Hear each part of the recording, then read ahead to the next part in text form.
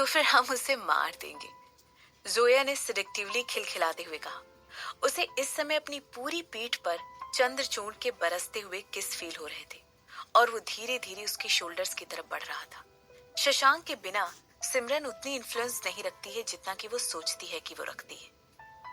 अगर उसे मारना इतना ही आसान होता तो तुम्हें क्या लगता है वो अभी तक जिंदा रहता?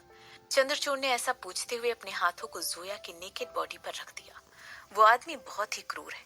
हमें उदयपुर जाने के बाद अपनी सेफ्टी खुद करनी पड़ेगी। वो हमें मारेगा नहीं और ना ही वो हम पर अटैक करेगा। ये एक ऐसी बात है जो उदयपुर में कभी नहीं हो सकती है, जोया ने बड़े कॉन्फिडेंस से जवाब देते हुए कहा। इसीलिए मैंने तुम्हें बताया था ना कि हमें कब पूछ के पास जाना चाहिए और उन्हें बताना चाहिए कि हम लोग वर्मा कपल से डरते नहीं हैं।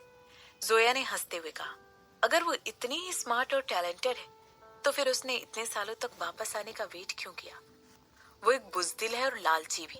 अगर उसने उन सारी प्रॉपर्टीज को अपने कब्जे में नहीं लिया होता तो ऐसा कोई तरीका नहीं था जिसकी वजह से वो उदयपुर में सेटल हो पाती।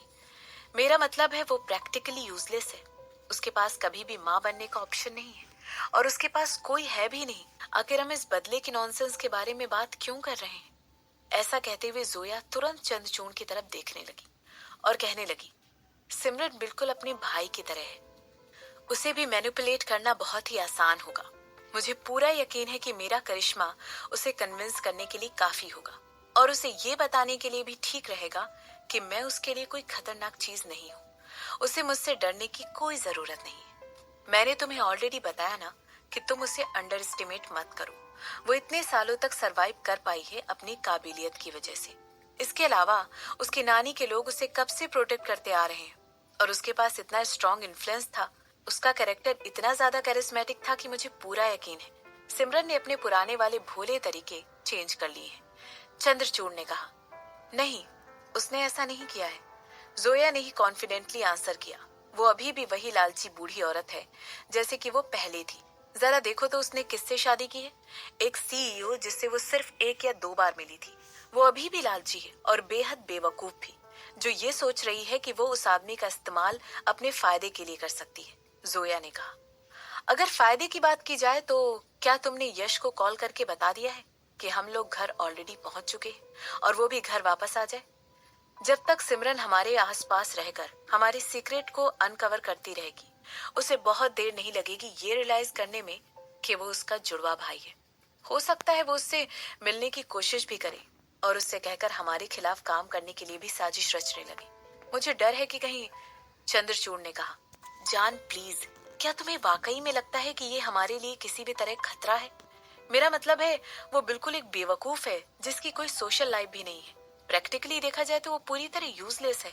उसके अलावा उसे बेवकूफ बनाना बहुत ही आसान है। मैं उसे हमेशा कन्विंस कर सकती हूँ कि वो हमारी साइड आ जाए और उसके अंदर कहानियां भर सकती हूँ कि उसकी बायोलॉजिकल मदर मिस्टर कपूर के साथ भाग गई थी क्योंकि उसे लगता था कि उनके पास उसके पिता से ज्यादा इन्फ्लुएंस है। जोया ने कहा, उसकी यश के लिए अनऑर्गेनाइज नफरत उसकी आवाज की कड़वी टोन में साफ साफ दिखाई देती है। वो लड़का सिवाय खूबसूरती के पिटारे के और कुछ भी नहीं है।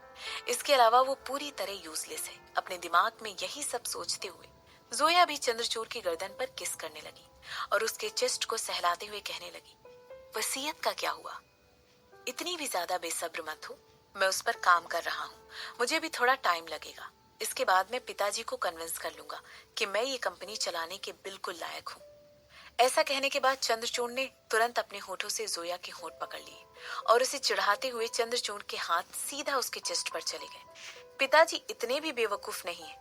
वो सिर्फ इस वजह से तुम्हारा फेवर लेते हैं क्योंकि तुम्हारे पिता ने उनकी जान बचाई थी और वो सोचते हैं कि बड़े भैया पूरी तरह यूजलेस हैं। अगर उन्हें पता चल गया कि तुम उन्हें इतने सालों से मैनिपुलेट करते हुए आ रही हो तो वो जरूर गुस्से से फट जाएंगे। ऐसा कभी नहीं होगा, जोया ने एक मुस्कान के साथ कहा। मैंने पूरी तरह यश को अपने कब्जे में रखा हुआ है। इसका मतलब ये है कि तुम्हारे बड़े भाई कभी कुछ नहीं कहेंगे। जब तक ये हमारे हाथों में है, हम महफूज हैं।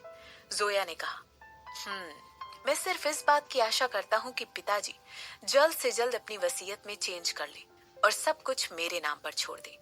वो और ज्यादा जवान नहीं होने वाले हैं और दिन पर दिन और ज्यादा कमजोर होते जा रहे हैं। चंद्रचूड़ ने कहा, वो करेंगे, हमें इंतजार करना चाहिए। वो ऑलरेडी मुझ पर बहुत दया करते हैं क्योंकि मैं कभी भी उनकी डिसेबिलिटी की वजह से मां नहीं बन पाई। इसके अलावा वो भी कपूर फैमिली को उदयपुर में जाकर जल्द ही विजिट करने वाले हैं। मैं एक ड्रामेटिक स्टोरी बना दूंगी जिसमें सिमरन और उसकी माँ इन्वॉल्व रहेंगी। मैं उन लोगों को दुश्मनों की तरह दिखाऊंगी और पिताजी को कन्विंस कर लूंगी कि इस बारे में वो जरूर कोई कदम उठाएं। मुझे पूरा यकीन है कि वो मेरी इस रिक्वेस्ट को जरूर मानेंगे क्योंकि सिमरन के पास जो कुछ भी है वो उनकी लालची आंखों को अट्रैक्ट करने में काम आएगा। जोया मुस्कुराते हुए कहने लगी, बूढ़े मिस्टर कपूर भी और बिजनेसमैन की तरह बहुत लालची इंसान थे। अगर उन्हें पता चल जाता कि सिमरन कितनी ज्यादा अमीर है तो वो उससे बात करने की और उसे कन्विंस करने की कोशिश करते। वो उसे अपनी फैमिली की इंपॉर्टेंस बताते और उसकी जड़ों से जुड़ने के लिए कहते और इसके बाद वो उसका पूरा फायदा उठाते। एक बार ये हो जाता तो जोया को पता था कि उसके लिए सिमरन को हराना बहुत आसान हो जाएगा। बूढ़े मिस्टर कपूर ने हमेशा ही जोया का साथ दिया था क्योंकि उसके पिता ने उन्हें बचाया था। इसके अलावा वो हमेशा ही उस पर तरस खाते रहते थे और उसे इस तरह ट्रीट करते थे जैसे कि उसका हस्बैंड है ही नहीं। ये दो वजह से ही काफी थी उन्हें मैनिपुलेट करने के लिए और ऐसा करके उनसे जो कुछ भी वो चाहती थी वो कभी भी करवा सकती थी। इसी वक्त ऑपरेशन के बाद काफी देर तक सोने के बाद मिस्टर कपूर अचानक ही उठ गए और उन्हें अपनी लोअर बॉडी में कोई हलचल फील नहीं हो रही थी। पहले पहले उन्हें समझ में ही नहीं आ रहा था कि आखिर उनके साथ क्या हो रहा था। हालांकि उन्हें अच्छी तरह याद था कि उनके साथ इससे पहले क्या हो चुका था और तब वो घबराहट में इधर उधर देखने लगी। उनके चीखने की आवाज इतनी तेज थी कि मिसेस कपूर अपनी नींद से उठ गई थी। श्श, करण, शांत हो जाओ। मिसेस कपूर ने ऐसा कहते हुए तुरंत अपने हस्बैंड को गले लगा लिया और नर्स को असिस्टेंट के लिए बुलाने लगी। शांत हो जाओ, ये मैं हूँ, सुनो, शांत हो जाओ, तुम सेफ हो। ऐसा कहते हुए उन्होंने अपने हस्बैंड को और ज्यादा टाइटली पकड़ लिया और उनके गालों से होते हुए आंसू नीचे गिरने लगे। चाहे मिस्टर कपूर कितने भी डिसरिस्पेक्ट से ट्रीट करते रहे हों, लेकिन फिर भी वो इस बात को कभी झुठला नहीं सकती थी कि वो उनसे प्यार करती थी और उन्हें इस तरह देखना बिल्कुल दिल तोड़ने वाला सीन था। कुछ सेकंड के बाद डॉक्टर और नर्सेस का एक ग्रुप वहां पर आया और तुरंत उन्हें शांत कराने लगा। उन लोगों ने उन्हें शांत कराने के लिए हल्की डोज का सेडेटिव दिया और उन्हें बताया कि उन्हें बचाने के लिए करना जरूरी था। पहले तो मिस्टर कपूर ने कोई रिएक्शन नहीं दिया, वो बस डॉक्टरों की बात सुनते रहे और उनकी आंखों में देखने की बजाय सीधे छत की तरफ घूरने लगे। उन्हें वाकई में इस बात पर विश्वास ही नहीं हो रहा था कि वो और हैंडीकैप्ड, क्या ये कोई सपना था, कोई बुरा सपना शायद। यही सब कुछ अपने दिमाग में सोचते हुए उन्होंने तुरंत अपने हाथ पर चुटकी काटी और अपनी आंखें कसकर बंद कर ली। उन्हें अपने सपने से उठना बेहद जरूरी था। दुख की बात तो ये थी कि जैसे ही उन्होंने अपनी आंखें खोली उन्होंने तुरंत मिसेस कपूर को वापस से सिसकियां लेते हुए सुना। करण, मुझे माफ कर दो, मिसेस कपूर सिसकियां लेते हुए कहने लगे और मिस्टर कपूर नाराजगी वाले मूड में उनकी तरफ आंखें चढ़ाते हुए देखने लगे। मेरी नजरों से दूर हो जाओ, मिस्टर कपूर ने कहा। उनकी आवाज थोड़ी सी टूटी हुई सुनाई दे रही थी। मुझे तुम्हारी गंदी शक्ल नहीं देखनी है, मेरे सामने से दूर हट जाओ, वो चिल्लाकर कहने लगा। मगर करण, मुझे भी चोट लगी है और मैं भी इस रूम में रह रही हूँ, मैं यहाँ से ऐसी हूँ, मिसेस कपूर कहने लगी।